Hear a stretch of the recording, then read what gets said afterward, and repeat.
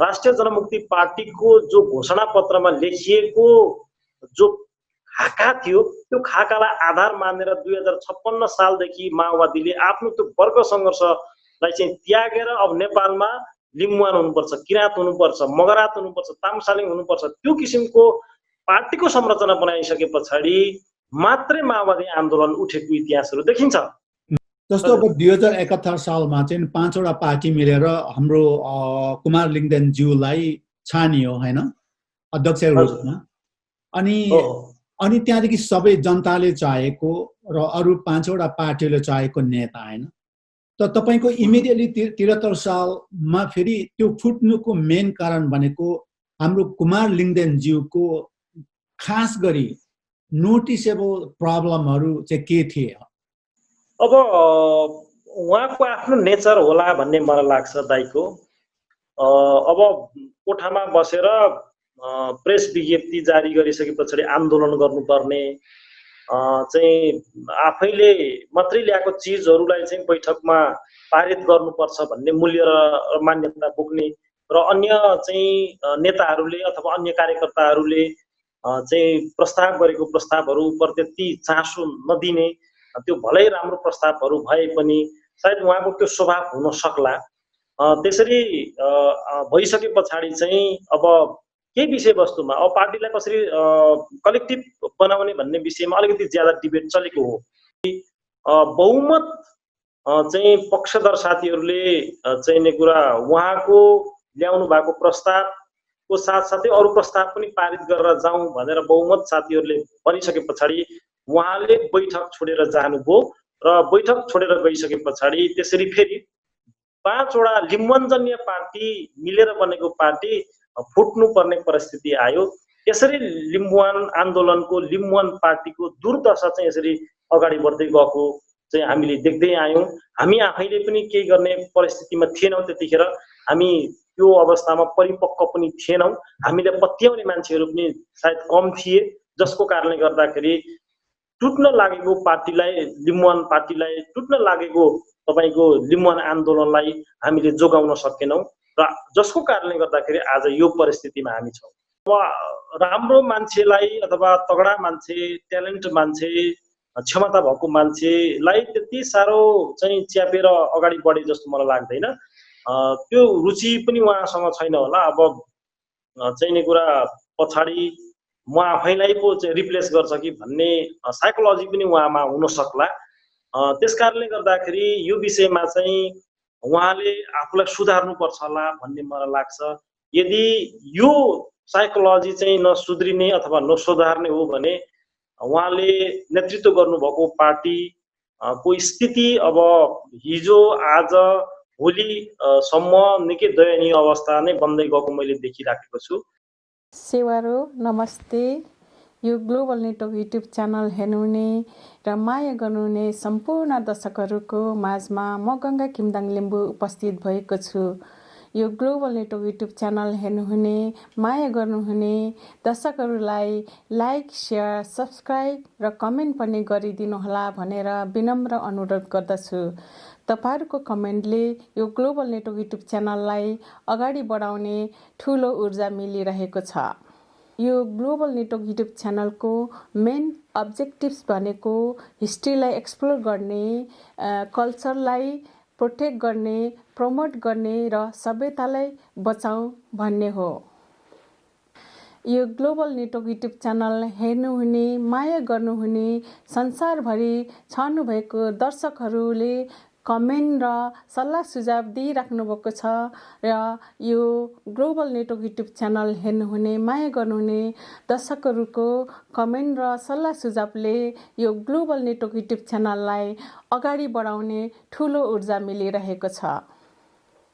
ल सेवारो हाम्रो global network हाम्रो ऑडियन्सहरुलाई आज हामी स्पेशल इन्टरभ्यु चाहिँ हामी गर्न गइरहेको छौं र यो ग्लोबल नेटवर्कले यो पोलिटिकल एउटा इस्युहरुको बारेमा इन्टरभ्यु लिएको चाहिँ यो फर द फर्स्ट टाइम हो र यही फर्स्ट टाइममा चाहिँ हामीले हाम्रो युवा नेता हाम्रो केदार धिमाल ज्यूलाई हामीले निम्ताएको छौं र आजको हाम्रो यो इन्टरभ्युमा विशेषतः लिम्बुवान आन्दोलनलाई हामीले प्रायोरिटी त्यसलाई फोकस गर्नेछौँ र हामी भरे कन्टेक्स्टमा आउँदाखेरि अरू पोलिटिकल पार्टी र अरू पोलिटिकल मुभमेन्टको बारेमा पनि हामी कुरा गर्नेछौँ र मैले अघि भनेको सकेको छु हामीले नेपालको पोलिटिकल एउटा इस्युजहरू कस्तो के छ अब प्रेजेन्ट साइटहरू कस्तो छ र त्यसमा चाहिँ हाम्रो फोकस चाहिँ लिम्बुवान आन्दोलनलाई दिन गइरहेको छौँ। हामी चाहिँ ग्लोबल नेटवर्कको तर्फबाट म मारुहाङ लिम्बू र गङ्गा किमदाङ लिम्बूले हामीलाई क्युरियोसिटी जागेको अथवा हाम्रो ग्लोबल नेटवर्कको अडियन्सहरूले बुझ्नु खोज्नु भएको कुराहरू आज हामी युवा नेता केदार धिमाललाई सोध्न गइरहेको छौँ र यसै क्रममा चाहिँ मैले अघि भनिसके आजको हाम्रो गेस्ट हुनुहुन्छ केदार धिमालज्यू र केदार धिमालज्यू तपाईलाई हाम्रो यो ग्लोबल नेटवर्क युट्युब च्यानलमा स्वागत छ। सेवारो मेरो तर्फबाट तपाईहरुलाई नमस्कार। सेवारो अनि यो तपाईको एउटा छोटो परिचय दिनुस् न, तपाई कहाँबाट हो अनि तपाईको एउटा एकाडेमिक ब्याकग्राउन्डको पनि एउटा सानो छोटकरी परिचय दिनुस् अनि पोलिटिक्समा कहिले इन्भल्भ हुनुभयो एउटा छोटोमा भन्नुस् न। सेवापखा सेवारो लासो फ्याफुल्ला नमस्कार। म केदार धिमाल अहिले मोरङ जिल्ला बेलबारी नगरपालिका वार्ड नम्बर 10 भाउनेमा बसोबास गर्दै आएको छु र अहिले म राजनीतिसँग सम्बद्ध मान्छे हो। जनता समाजवादी पार्टी नेपालसँग म आबद्ध छु र त्यसको साथसाथै म अहिले विगत लामो समयदेखि चाहिँ आदिवासी आन्दोलनमा एउटा अभियन्ताको रूपमा काम गर्दै आइराखेको छु र आदिवासी आन्दोलनकै कारणले गर्दाखेरि म राजनीतिमा पनि घुमिएको र मेरो अध्ययन मेरो आफ्नै गाउँको स्थानीय स्कुल धीरनाथ छ्याम्पुल माध्यमिक विद्यालयबाट मैले एसएलसी गरेँ र उर्लाबारी बहुमुखी क्याम्पसबाट मैले पिसिएल गरेँ र पशुपति मल्टिपल कलेजबाट मैले आफ्नो ब्याचलर गरेँ र आरआर कलेजबाट इङ्ग्लिस लिटरेचरमा चाहिँ मैले मास्टर्स डिग्री गरेँ र मास्टर्स डिग्री गर्दा गर्दै 2063 सालदेखि म पोलिटिक्समा होमिएको छु र स्टिल अहिले म पोलिटिक्स नै गरिराखेको छु। भनेपछि यो तपाईँ छोटकरीमा चाहिँ बताइदिनुहोस् न, किनभने यो हामी हुन त यो कन्टेक्स्ट नै हामी आज कुरा गर्नु चाहिँ गर्छौँ होइन। जुन तपाईँ पहिले आदिवासीको एउटा भोइसको लागि तपाईँ एउटा एक्टिभिस्ट हुनुहुन्थ्यो होइन र आदिवासीको भोइसहरू राइट्सहरू चाहिँ पुरा गर्नुको लागि चाहिँ पोलिटिक्सको आवश्यकता पर्छ भन्ने खालको तपाईँले अघि अफ क्यामेरा पनि केही इम्प्लाइ गर्नुभएको थियो। खास गरी तपाईँले आदिवासी एक्टिभिजमबाट होइन त्यहाँ तपाईँ एडभोकेसीको कुराहरू गर्नुहुन्थ्यो, त्यहाँबाट पोलिटिक्समा जानुको कारण चाहिँ के हो? मेरो बुझाइमा politics is the master key of the all the doors. Politics यस्तो चाबी हो जुन चाबीले सबै ढोकाको तालाहरू खोलिदिन्छ। हामीले उठाउँदै आएको आदिवासी इस्युहरू पनि एड्रेस गर्ने अन्तिम थलो भनेको पोलिटिक्स हो। दलितहरूले उठाउँदै गरेको दलितहरूको इस्युको अन्तिम थलो पनि पोलिटिक्सको र मधेसीहरूले उठाउँदै गरेको अन्तिम थलो नै पोलिटिक्स हो र यता महिलाहरूले उठाउने अन्तिम चाहिँ कुरा एड्रेस गर्ने थलो पनि पोलिटिक्स नै हो र पोलिटिक्स चाहिँ यो सबैको चाबी भएको कारणले गर्दाखेरि जुन चाहिँ क्षेत्रले सबैलाई सम्बोधन गर्न सक्छ भने त्यही किन नगर्ने भन्ने बुझाइको कारणले गर्दाखेरि म पोलिटिक्समा होमिएको हो। भनेपछि तपाईँको अघि नै भन्नुभयो पोलिटिक्स चाहिँ तपाईँको 2063 सालदेखि सुरु गर्नुभयो। बिल्कुल बिल्कुल। भनेपछि कुन कुन पार्टीमा पहिले सुरु गर्नुभयो तपाईँले? मलाई ज्ञान आएदेखि मैले लिम्बुवान आन्दोलनदेखि सुरु गरेको। त्यतिखेर संघीय लोकतान्त्रिक राष्ट्रिय मञ्च सम्बद्ध संघीय लिम्बुवान राज्य परिषद भन्ने भर्खर गठन गरेको थियो।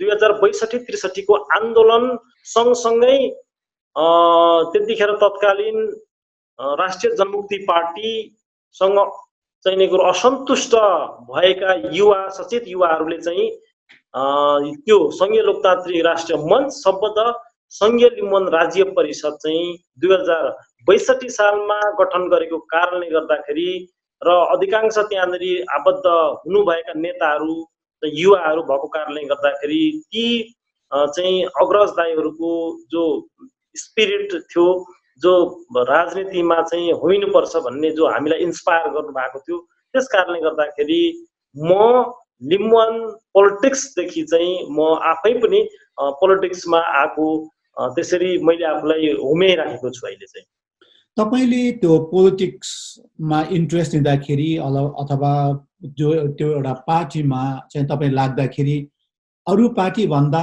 तपाईले फलो गर्नु खोज्नु भएको पार्टीमा के भिन्नता पाउनुभयो र त्यहाँ लाग्नुभयो तपाईँ? बिल्कुल। अब त्यो ताका समयमा नेपालमा भएको पार्टी भनेको चाहिँ कांग्रेस, एमाले, त्यो समयमा माओवादी पनि थियो, जनमोर्चा थियो, राप्रपा पार्टी थियो। ती पार्टीहरूले उठाउने इस्यु भनेको चाहिँ आदिवासी जनजातिहरूको हक अधिकार बाहेकको इस्युहरू हुन्थे। मधेसीहरूको इस्यु बाहेकको इस्युहरू हुन्थे र हामी आदिवासी जनजातिहरूको इस्यु जुन पार्टीले चाहिँ रेज गर्छ, उठाउँछ, त्यही चाहिँ पार्टीसँग आबद्ध भएन भने अथवा आदिवासी जनजातिहरू त्यहाँनिर आबद्ध सम्बद्ध हुन सकेनन् भने आदिवासी जनजातिहरूको इस्यु सम्बोधन हुन सक्दैन। त्यस कारणले गर्दाखेरि त्यो ताका समयमा चाहिँ सबैभन्दा चर्को आवाजको रूपमा चाहिँ लिम्बुवानको कुरा उठाउने, थरुवटको कुरा उठाउने, तपाईको तम्सालिङको कुरा उठाउने, त्यो पहिचानमा आधारित राज्यहरू मात्र होइन, यहाँनिर लोप हुन लागिराखेको धिमाल भाषाहरूको विषयमा, त्यसको संरक्षणको विषयमा, राजवंशी भाषाहरूको संरक्षणको विषयमा लगायत यहाँ अल्पसंख्यक आदिवासी जनजातिहरूको भाषा, संस्कृति, धर्म सबैलाई चाहिँ संरक्षण गर्नुपर्छ भनेर चाहिँ सबैभन्दा सशक्त आवाज उठाएको कारणले गर्दाखेरि म त्यहाँनिर आबद्ध भएँ। त्यो तत्कालीन समयमा चाहिँ अब कांग्रेस, एमाले, त्यतिखेर माओवादी, राप्रपा, जनमोर्चाहरूले चाहिँ खालि चाहिँ धनी कसरी बनाउने जनतालाई भन्ने ढङ्गको मात्रै विषयवस्तुहरू आफ्नो पार्टीमा, पार्टीको एजेन्डामा आउने भएको कारणले गर्दाखेरि हामी त्यो अन्य पार्टीहरूमा आबद्ध हुन सकेनौँ। ती अन्य पार्टीहरूले चाहिँ आदिवासी जनजातिहरूको सवालहरू जति पनि छन्, जति पनि मुद्दाहरू छन्, सम्बोधन गर्न नसक्ने र उनीहरूले कहिले पनि चाहिँ यो हाम्रो पार्टीको मुद्दा हो भनेर नसम्झिने भएको कारणले गर्दाखेरि हामी सचेत युवाहरू चाहिँ यो पार्टीमा आबद्ध भएर चाहिँ आयौँ। गरेपछि यो तपाईलाई फेरि अब एकचोटि फर्काएर लान्छु, जुन हामीले छोटकरी मात्रै कुरा गर्छौँ, हाम्रो फोकस चाहिँ हाम्रो लिम्बुवान आन्दोलनमै रहनेछ। जुन माओवादीले जस्तो एक दशकभन्दा धेरै टाइम चाहिँ एउटा जनताहरूको हैन लिएर त्यहाँ चाहिँ ब्लड सेयरिङ भयो, त्यहाँ धेरै चाहिँ अब यङहरूले आफ्नो एउटा जीवन गुमाए हैन, एउटा आफ्नो मुक्तिको लागि।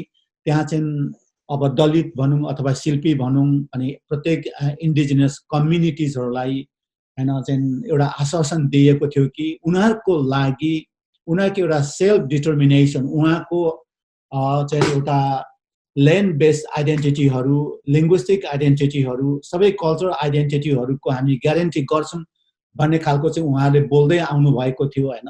उहाँले के त्यो कतिसम्म त्यो कुरालाई एड्रेस गर्नु सक्नुभयो या सक्नु भएन, र उहाँले त्यति धेरै आश्वासन दिँदै तपाईले यही पार्टीमा जानु चाहिँ किन आवश्यक पर्यो? अब माओवादीले विक्रम सम्वत 2052 सालमा वर्ग सङ्घर्षको नाममा शस्त्र विद्रोह चाहिँ हतियार सहित आन्दोलन गर्दाखेरि 5-6 वर्ष माओवादी आन्दोलनले चाहिँ कुनै स्थानै पाएन। माओवादी आन्दोलन अगाडि बढ्नै सकेन। तत्कालीन समयमा राष्ट्रिय जनमुक्ति पार्टीले उठान गरेको मुद्दा यहाँनिर चाहिँ पहिचान सहितको संघीयता चाहिँ बनाउँदाखेरि मात्रै यहाँका आदिवासी जनजातिहरूले हक अधिकार पाउँछन् र नेपाल पनि सम्पन्न नेपाल हुन सक्छ भनेर राष्ट्रिय जनमुक्ति पार्टीको जो घोषणा पत्रमा लेखिएको जो खाका थियो, त्यो खाकालाई आधार मानेर 2056 सालदेखि माओवादीले आफ्नो त्यो वर्ग सङ्घर्षलाई चाहिँ त्यागेर अब नेपालमा लिम्बुवान हुनुपर्छ, किराँत हुनुपर्छ, मगरात हुनुपर्छ, तामसालिङ हुनुपर्छ, त्यो किसिमको पार्टीको संरचना बनाइसके पछाडि मात्रै माओवादी आन्दोलन उठेको इतिहासहरू देखिन्छ। र अधिकांश अब माओवादी आन्दोलनमा ज्यादा मर्ने भनेको चाहिँ आदिवासी जनजातिको नाताले मगरहरू हुन्, थारूहरू हुन्। धेरै थारूहरूले, धेरै मगरहरूले ज्यान गुमाए। सबैभन्दा ज्यादा चाहिँ अब राज्य पक्षबाट चाहिँ अपहरण गरेर मारिए होला अधिकांश त। अब अपहरण गरिएको चाहिँ समुदाय भनेको थारू समुदायहरू हुन्। तर माओवादीले अब यो संरचना बनाएर आन्दोलन गर्दाखेरि मात्रै माओवादी आन्दोलनले उत्कर्षमा पुग्न सफल भयो। तर पछिल्लो चरणमा माओवादीले आफ्नो आन्दोलन आदिवासी जनजातिहरूलाई ढाल बनायो। तर आदिवासी जनजातिहरूलाई अधिकार दिने समयमा माओवादी पार्टी आफै पुग्दाखेरि पनि अधिकार दिन सकेन, उसको कमी कमजोरी रह्यो। र त्यसकारणले गर्दाखेरि अब माओवादीले त्यति भन्दा भन्दै पनि हामी त्यहाँनिर लागेनौँ। त्यहाँको नेतृत्वले कुनै पनि समयमा आदिवासी जनजातिहरूलाई धोका दिन सक्थ्यो भन्ने हाम्रो प्रोजेक्सन थियो। त्यो प्रोजेक्सन सही पनि भयो। र आज माओवादी पार्टी यो नेपालबाट चाहिँ बिलाएर भएर गइसकेको छ। अहिले एमालेसँग मिलेर अब आदिवासी विरोधी पार्टी चाहिँ पहिला एमाले थियो, अब आदिवासी विरोधी पार्टीसँग मिलेर अहिले नेकपा भएको छ। र नेकपाले आदिवासी जनजातिहरूलाई, मधेसीहरूलाई, थारूहरूलाई, तपाईको दलितहरूलाई, महिलाहरूलाई अधिकार दिन्छ भनेर हामीलाई कल्पना हामीले गर्छौं।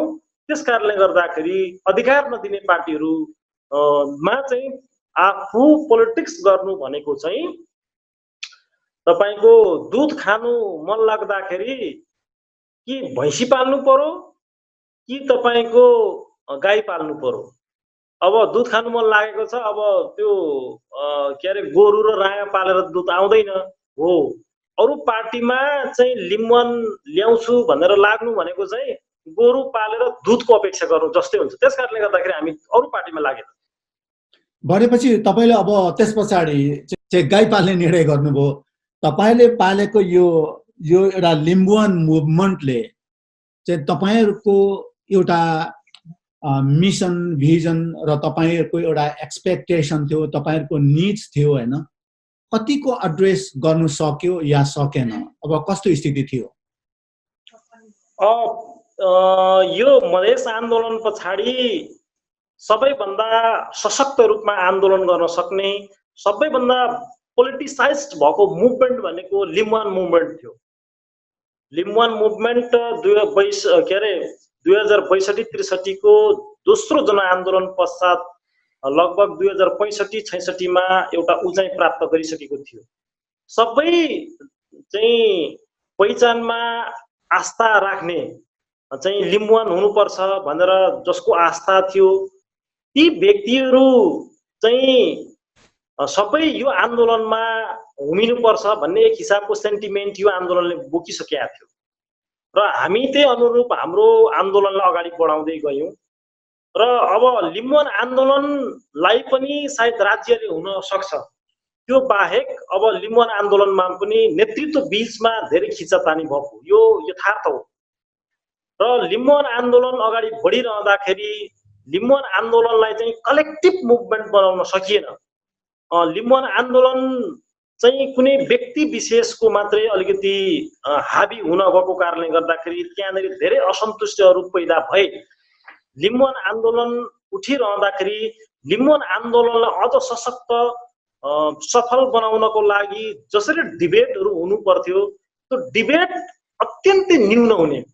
अब यो पार्टीमा लाग्ने नेतृत्वले चाहिँ अब आफूलाई लागेको विषयवस्तुहरू मात्रै बैठकमा प्रस्तुत गर्ने र बैठकमा उठेका विषयवस्तुहरू चाहिँ वास्ता नगर्ने भएको कारणले गर्दाखेरि यहाँनिर ठुलो मतान्तर हुन गयो र नेतृत्वमा पनि विश्वास को चाहिँ कुरा खडेरी लाग्न गयो।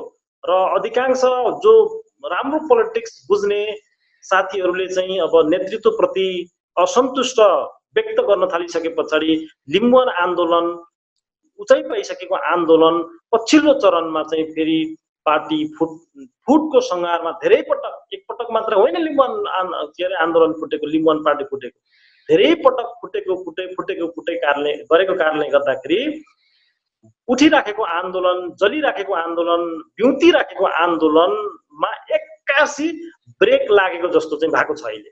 हजुर हजुर, म तपाईँलाई यहाँ रोकेँ है, तपाईँलाई अलिकति हाम्रो अडियन्स लगत साथै हामी ग्लोबल नेटवर्कलाई पनि अलिकति यो बारेमा क्लियर हुनको लागि चाहिँ तपाईँलाई अर्को क्वेसन म सोध्दैछु। तपाईँले नेतृत्वमा खेचातानी, नेतृत्वमा चाहिँ एउटा इस्यु आयो भनेर भन्नुभयो, त्यहाँ एक दुईवटा के एक्जाम्पल दिन सक्नुहुन्छ? को हाम्रा नेतृत्वमा हुनुहुन्थ्यो, उहाँहरूबाट कस्तो खालको प्रब्लमहरू भयो? के तपाईँले नामै सम्झेर हाम्रो ग्लोबल नेटवर्कका अडियन्सलाई के भनिदिन सक्नुहुन्छ? बिल्कुल। अब लिम्बुवान आन्दोलनको थोरै म पृष्ठभूमि राख्दै अनि एकीकरण कसरी भयो र अनि कसरी फुट्यो भन्ने विषयमा अलिकति लामो हुन सक्छ, त्यो विषयवस्तुहरू म राख्छु। हजुर। हुनु त पञ्चायत कालमै, त्योभन्दा अगाडि अब पृथ्वीनारायण शाहले लिम्बुवानमा आक्रमण गरेर नुन पानी सन्धि गरिसके पछाडि धेरै लिम्बूहरू त लगभग 40,000 लिम्बूहरू चाहिँ लिम्बुवानबाट दार्जिलिङ सिक्किम गए भनेर इतिहासहरू हामीले पढिराखेका छौँ। र त्यो ताका समयदेखि नै लिम्बुवानमा चाहिँ आन्दोलन कहीँ न कहीँ त्यही समयदेखि नै उठिराखेको हामीले इतिहासहरू पाउन सक्छौँ। र पछिल्लो चरणमा हेर्ने हो भने पञ्चायत शासनकालमा पनि त्यस्तो कठोर तानाशाही शासन व्यवस्थामा हाम्रा अग्रज वीर नेम्बाङ दाइले 2043 सालमा लिम्बुवान मुक्ति मोर्चा भनेर एउटा पार्टी स्थापना गरेर त्यो पार्टीले लिम्बुवानको मुभमेन्ट गराउनको लागि निरन्तर रूपमा आवाजहरू बुलन्द गरिराखेको अवस्था हो। र त्यो ताका समयमा त्यो पार्टीले जसरी चाहिँ कुरो टेकअप लिनु पर्थ्यो त्यो अनुसार लिन सकेन।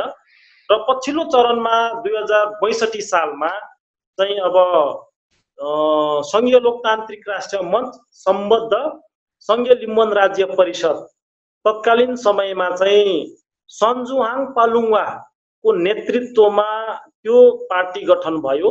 र त्यही ताका समयमा हाम्रो मञ्च भन्ने एउटा अवधारणा थियो, संघीय लोकतान्त्रिक राष्ट्रिय मञ्च। त्यो चाहिँ सबैको छाता सङ्गठन, त्यो छाताभित्र चाहिँ अन्य राज्य परिषद जस्तो लिम्बुवान राज्य परिषद, तामसालिङ राज्य परिषद, थरुवट राज्य परिषद र त्यो तत्कालीन समयमा चाहिँ हामीले खुम्बुवान राज्य परिषद गठन गरिसकेका थियौँ।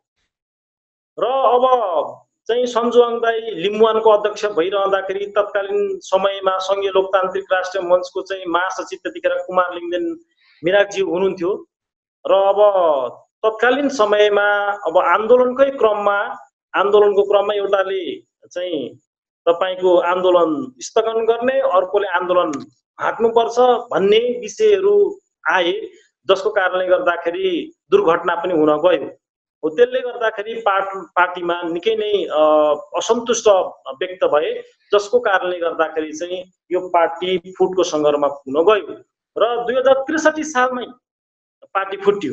तत्कालीन समयमा अब सन्जुहाङ पालुङवा र कुमार लिङदेन समूह, त्यतिखेर हामी कुमार लिङदेन समूहमा थियौँ र सन्जुहाङ समूह दाइले चाहिँ पार्टी फुटाएर संघीय लिम्बुवान राज्य परिषद गठन गर्नुभयो। र हामीले संघीय लोकतान्त्रिक राष्ट्रिय मञ्च सम्बद्ध संघीय लिम्बुवान राज्य परिषद चाहिँ हामीले निर्माण गरेको जो पार्टी थियो त्यसमा आबद्ध भएर काम गर्यौँ। र निरन्तर रूपमा अगाडि बढ्ने क्रममा अब बैठकमा पनि अब जसरी बैठक हुनुपर्ने हो, बैठकमा विषयवस्तु आइसके पछाडि बेला बेलामा नेतृत्वको पनि आलोचना हुन थालिसके पछाडि चाहिँ नेतृत्वले आलोचना गर्ने नेता कार्यकर्तालाई हेर्ने दृष्टिकोण पनि फरक बनाइसके पछाडि पार्टीमा सङ्कट आउन थालेको हो। र त्यति मात्र होइन, अब त्यो समयमा चाहिँ अब लिम्बुवान भनिसके पछाडि पूर्वमा सबै चाहिँ उद्योग व्यापारीहरूसँग सामान्य केही सहयोग माग्ने कामहरू पनि निकै तीव्र रूपमा गयो। र त्यही आर्थिक कारणले गर्दाखेरि पनि लिम्बुवान आन्दोलन एक हदसम्म चाहिँ माथि गएको थियो। सबै साथीहरूको सहायता, सबै साथीहरूको सहयोग भएको कारणले गर्दाखेरि सबैको सेन्टिमेन्ट थियो त्यतिखेर एकताको समयमा।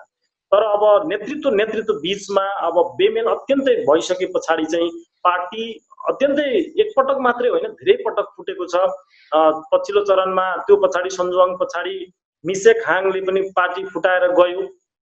र यसरी पार्टी जहिले तहिले फुटेको कारणले गर्दाखेरि चाहिँ लिम्बुवानी जनतामा अब विश्वास जित्न सकिएन र चाहिँ आन्दोलन अलिकति कमजोर हुँदै गयो र अब त्यतिखेर त्यो समयमा नै लिम्बुवानमा 5 वटा पार्टीहरू भइसकेको थियो फुट्दा गरेर। एउटा माओ पार्टीबाट लगभग फुट्दा गरेर 4 वटा पार्टी भइसकेको थियो। एउटा चाहिँ वीर नेमाङ दाइको पार्टी थियो र अब त्यो समयमा अब सबै कार्यकर्ताहरूको असन्तुष्ट चाहिँ के भयो भने अब यसरी हुँदैन, हामी लिम्बुवान पनि खोजिराखेका छौँ, लिम्बुवान प्राप्त गर्ने हो भने फुटेर होइन जुटेर मात्रै सम्भव छ भनेर सबै पार्टीका दोस्रो तेस्रो तहका नेता कार्यकर्ताहरूको चेतना आयो र दुई तहमा चाहिँ छलफल र बहस भइसके पछाडि सबै पार्टीका चाहिँ नेताहरूलाई आफ्नो कार्यकर्ताहरूले दबाब दिइसकिसके पछाडि चाहिँ विक्रम सम्वत 2071 साल श्रावण 18 र 19 गते धनकुटाको भेडेटारमा 5 वटै पार्टीको चाहिँ नेताहरू 2 रात 2 दिन बसिसके पछाडि त्यतिखेर हामीले तुतु तुम्याङहरूलाई पनि त्यहाँ निमन्त्रणा गरेका थियौं र तुतु तुम्याङहरूले चाहिँ असाध्यै सहजीकरणको भूमिका निर्वाह गरिदिनु भयो। लिम्बुवान आन्दोलनलाई बौद्धिक रूपमा पुष्ट गर्ने काम चाहिँ तुतु तुम्याङहरूले असाध्यै गर्नु भएको छ। यो लिम्बुवान आन्दोलनले बिर्सिने छैन भन्ने मलाई लाग्छ र त्यो 5 वटा पार्टीहरू चाहिँ एकीकरण गराउनको लागि तुम्याङहरूको पनि उत्तिकै महत्त्वपूर्ण भूमिका रह्यो र तत्कालीन समयमा चाहिँ अब अरू नेताहरू उमेरमा धेरै सिनियर भए पनि तत्कालीन समयमा कुमार लिङदेनको हाइट, कुमार लिङदेनको चर्चा परिचर्चा र प्रसिद्धिताको कारणले गर्दाखेरि र सबै कार्यकर्ताहरूको पनि चाहना भएको कारणले गर्दाखेरि त्यो समयमा हामीले 5 वटा पार्टी मिलाएर एउटा लिम्बुवान पार्टी बनायौं। त्यतिखेर संघीय लिम्बुवान पार्टी नेपाल भन्ने बनायौं, त्यसको अध्यक्ष कुमार लिङदेनलाई बनायौं र बाँकी अब कमल छाराङ दाई चाहिँ तपाईको सन्जुवाङ पालुङा दाई, तपाईको रामभक्त कुरुङबाङ दाई र वीर नेमाङ दाईहरूलाई चाहिँ अब वरिष्ठ नेता, सर्वमान्य नेता चाहिँ वरिष्ठ उपाध्यक्ष त्यसरी मिलाएर 5 वटा नेताहरूलाई मिलाएर ल्यायौं र 5 वटा नेताहरूलाई मिलाएर ल्याउँदाखेरि त्यो पार्टी एकीकरण भइसके पछाडि चाहिँ लगभग 22 महिना पछाडि मात्रै त्यो पार्टीको बैठक बसिएको थियो। त्यो पार्टी हो कि क्लब हो कि जस्तो लाग्थ्यो मलाई त्यतिखेर। 22 महिना पछि मात्रै फेरि बसेको अर्को। हजुर, बैठक, पार्टीको बैठक। हजुर।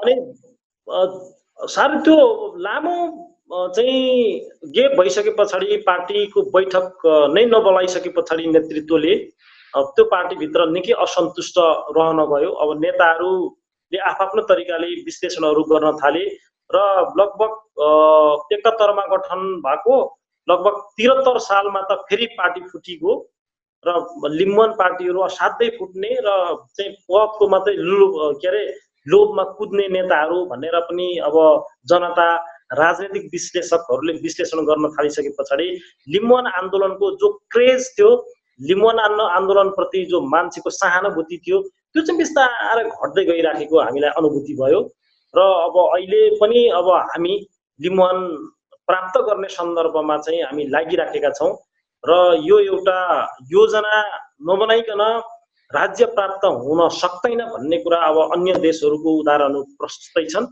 र अब त्यो चाहिने कुरा उदाहरण हामी अनुसरण गर्नको लागि प्रयत्न गरिराखेका छौं। अब सुरुमा त यहाँ लिम्बुवानको जनतालाई नै जगाउनु पर्छ।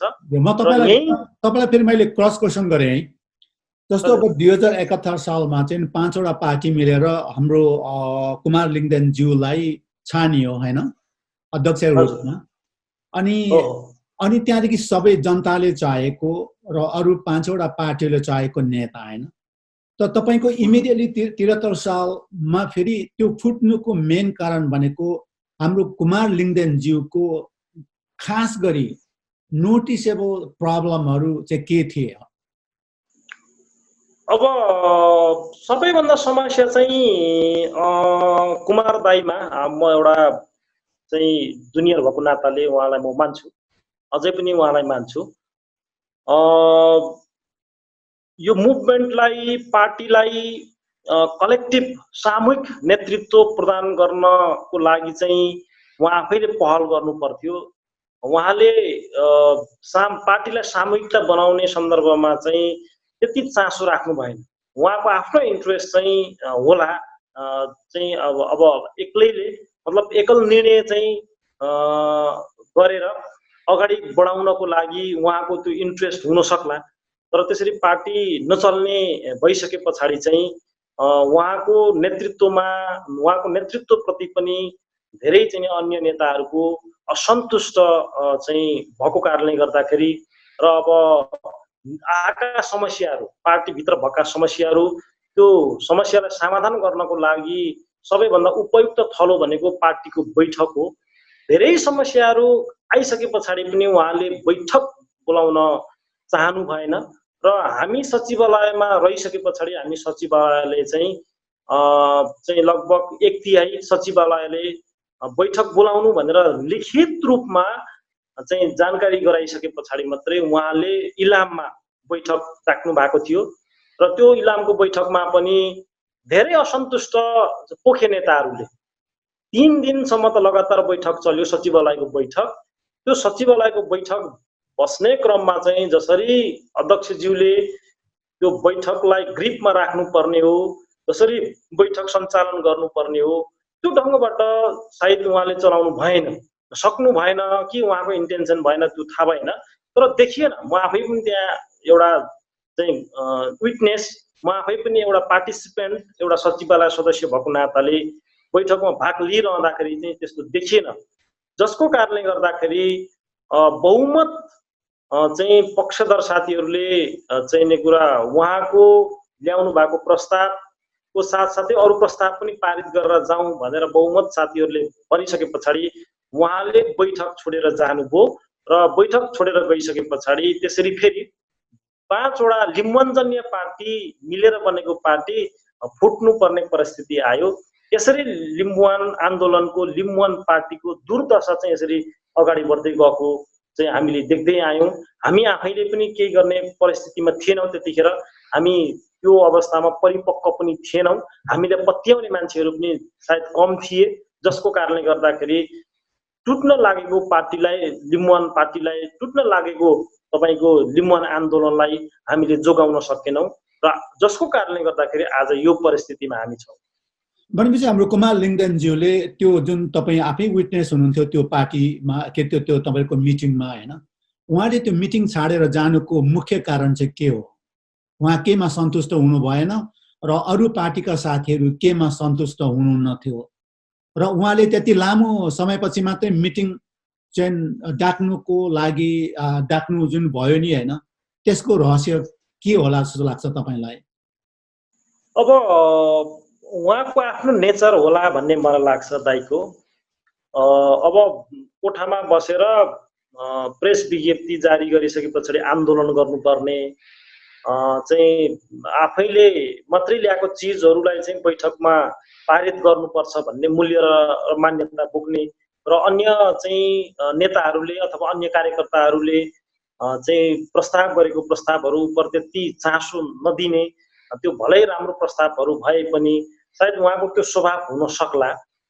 त्यसरी भइसके पछाडि चाहिँ अब केही विषयवस्तुमा अब पार्टीलाई कसरी कलेक्टिभ बनाउने भन्ने विषयमा अलिकति ज्यादा डिबेट चलेको हो र अब त्यो चलिरहँदाखेरि चाहिँ अब अध्यक्षलाई शक्तिशाली बनाउनु पर्छ भन्ने उहाँको मूल्य र मान्यता र बाँकी साथीहरूको चाहिँ अध्यक्ष मात्रै होइन सिङ्गो पार्टीलाई सामूहिकीकरण गर्नुपर्छ भन्ने त्यो दुईटा एङ्गलबाट छलफल र बहस चल्दाखेरि त्यही दुईटा चिजमा नमिल्दाखेरि चाहिँ अब उहाँले छोडेर जानुभयो र बाँकी हामी त्यहाँ बस्यौँ, त्यहीँ रह्यौँ र पछिल्लो चरणमा अब उहाँ आफैले फेरि पुरानै पार्टी त्यतिखेर सङ्घीय लोकतान्त्रिक राष्ट्रिय मञ्च सम्बन्ध सङ्घीय लिम्बुवान राज्य परिषद पुरानो पार्टी थियो एकीकरण हुनुभन्दा अगाडि पछिल्लो चरणमा चाहिँ त्यहाँ बैठकबाट निक्लेर गइसके पछाडि केही महिना पछाडि त्यही पार्टीलाई उहाँले फेरि निर्वाचन आयोगमा बिउत्याउनुभयो र अब हामीले चाहिँ निर्वाचन आयोगमा सङ्घीय लिम्बुवान पार्टी नेपाललाई दर्ता गर्यौँ र अब त्यो सङ्घीय लिम्बुवान पार्टी नेपाल दर्ता गरिसके पछाडि हामीले त्यसको प्रथम महाधिवेशन दमकमा गर्यौँ। दमकमा गरिसके पछाडि पार्टी 6-7 महिना अगाडि बढिराखेको थियो 6-7 महिना अगाडि बढिरहँदाखेरि पनि त्यहाँ अब बिचमा अब नेतृत्व फेरि चाहिँ सञ्जुवाङ दाइलाई हामीले अध्यक्ष बनायौँ। उहाँले पनि अब त्यो चाहिँ पार्टीलाई सही ढङ्गबाट अब नेतृत्व प्रदान गर्न सक्नु भएन, जसको कारणले गर्दाखेरि फेरि त्यो पार्टी पनि फुट्न गयो र फुट्न गइसके पछाडि चाहिँ अब खगेन्द्र दाइको नेतृत्वमा हामी युवाहरू एकातिर लाग्यौँ र त्यो हामीले अर्को पार्टी सङ्घीय लिम्बुवान पार्टी नेपाल नै हामीले भनेर अगाडि बढ्यौँ र त्यो पार्टी चाहिँ यतातिर तत्कालीन समयमा चाहिँ मलाई जहाँसम्म लाग्छ 2073-74 तिर हुनुपर्छ, 73 को अन्तिमतिर हो। हामीले तत्कालीन समयमा सङ्घीय समाजवादी फोरम नेपाल तत्कालीन हाम्रो उपेन्द्र यादवज्यूले नेतृत्व गर्नुभएको अशोक दाईहरू हुनुहुन्थ्यो त्यो पार्टीमा हामीले फेरि एकीकरण गरेर यतातिर आयौँ। त्यसरी चाहिँ लिम्बुवान आन्दोलन टुटफुट छरपष्ट हुँदै गएको इतिहासहरू चाहिँ देखिन्छ। फेरि म तपाईलाई यो हाम्रो तपाईको यो नयाँ पार्टी जोइन गरेको भन्दा पनि फेरि म ब्याक गरेर चाहिँ लिम्बुवान यो मुभमेन्टकै लिम्बुवान आन्दोलनकै म कुरा गर्छु हैन। मान्छेहरू गाईगुई कुरा गर्छन् हैन, अनि यो हाम्रो कुमार ज्यू चाहिँ आफूभन्दा जुनियर लिडरहरूलाई चाहिँ त्यति धेरै स्पेस नदिने भनेर भन्ने गर्छन् हैन। यो हुन त तपाईले अघि इम्प्लाइ गरिसक्नु भएको छ, यो कुराहरू चाहिँ कतिको सत्य हो? उहाँको सायद अहिले उहाँ अध्यक्ष भएर आइसके पछाडि निकै लामो समय भइसकेको जस्तो लाग्छ मलाई। 2000 तपाईको 63 देखि कार्यकारी पदमा एक्जिक्युटिभ पदमा रहँदै आउनु भएको छ र अब उहाँ आफूभन्दा जुनियर सायद उहाँको नेचर हुन सक्छ, अन्यथा के होइन भने उहाँले चाहिँ अब राम्रो मान्छेलाई अथवा तगडा मान्छे, ट्यालेन्ट मान्छे, क्षमता भएको मान्छेलाई त्यति साह्रो चाहिँ च्यापेर अगाडि बढे जस्तो मलाई लाग्दैन। त्यो रुचि पनि उहाँसँग छैन होला। अब चाहिने कुरा पछाडि म आफैलाई पो चाहिँ रिप्लेस गर्छ कि भन्ने साइकोलोजी पनि उहाँमा हुन सक्ला। त्यसकारणले गर्दाखेरि यो विषयमा चाहिँ उहाँले आफूलाई सुधार्नुपर्छ होला भन्ने मलाई लाग्छ। यदि यो साइकोलोजी चाहिँ नसुध्रिने अथवा नसुधार्ने हो भने उहाँले नेतृत्व गर्नुभएको पार्टी को स्थिति अब हिजो आज भोलिसम्म निकै दयनीय अवस्था नै बन्दै गएको मैले देखिराखेको छु र त्यसलाई सुधार्नुपर्छ होला भन्ने लाग्छ। र अब अहिले त एक्लै लड्ने समय पनि आएको छैन र अब एक्लै लड्ने हो भने हामी एक्लै सिद्धिने रहेछौँ भन्ने हामी आफैले प्रमाणित गरिसकेका छौँ। र अब यो सामूहिकताको चाहिँ कुरा जमाना हो, यो कलेक्टिभ गर्ने कलेक्टिभ समय चाहिँ सामूहिकताको समय भएको कारणले गर्दाखेरि अब सासानो हाम्रो इन्ट्रेस्टहरूलाई छोडेर अब गोल चाहिँ हासिल गर्नको लागि, एचिभ गर्नको लागि चाहिँ हामीले त्यो विषयमा चाहिँ केन्द्रित हुँदाखेरि मात्रै लिम्बुवान प्राप्त गर्न सकिन्छ। होइन भने अब एक-एकजना कुमार राई एकातिर, सञ्जुवाङ दाइ एक अर्कोतिर, मिसे खाङ अर्कोतिर, खगेन्द्र माकिम अर्कोतिर बग्दै जाने हो भने लिम्बुवान राज्य प्राप्त हुन सक्दैन। यो निरन्तरताको लागि निरन्तरता मात्रै हुन्छ। फेरि म एकचोटि तपाईँलाई ब्याक गरेर तपाईँ एकदम छोटो आन्सर दिनु होला। जुन तपाईँको इलामको मिटिङमा जुन तपाईँहरू हुनुहुन्थ्यो नि र कुमार लिङ्गदेन चाहिँ यु वाक्ड अवे भन्ने खालको कुराहरू गर्नुभयो नि होइन, यसमा चाहिँ उहाँको केही समर्थकहरू पनि उहाँहरूसँग निस्केर जानुभयो कि उहाँ एक्लै निस्केर जानुभयो र कुन कुरा उहाँले रिजिस्ट गर्नु सक्नु भएन या कुन कुरा उहाँले आन्सर गर्नु सक्नु भएन र किन उहाँ चाहिँ he walked away from the meeting? आजको प्रोग्रामबाट यो ग्लोबल नेटवर्क युट्युब च्यानल हेर्नुहुने सम्पूर्ण दर्शकहरूको माझबाट म गङ्गा किमदाङ लिम्बू बिदा लिनु चाहन्छु। बिदा लिनुभन्दा पहिला यो हाम्रो ग्लोबल नेटवर्क युट्युब च्यानललाई लाइक, सेयर, सब्सक्राइब र र कमेन्ट पनि गरिदिनुहोला भनेर विनम्र अनुरोध गर्दछु। हाम्रो प्रोग्रामलाई सम्पूर्ण दर्शकहरूले हेर्नु चाहनुहुन्छ भने लिङ्कको तल बेल आइकन छ, बेल आइकनलाई क्लिक गरिदिनुहोला र हामीले जतिखेर पनि हामीले भिडियो पोस्ट गर्छौँ तपाईँहरूले नोटिफिकेसन पाउनुहुनेछ र हाम्रो प्रोग्रामलाई तुरुन्तै हेर्नु सक्नुहुनेछ भन्दै आजको प्रोग्रामबाट म बिदा लिन चाहन्छु। नमस्ते, सेवा र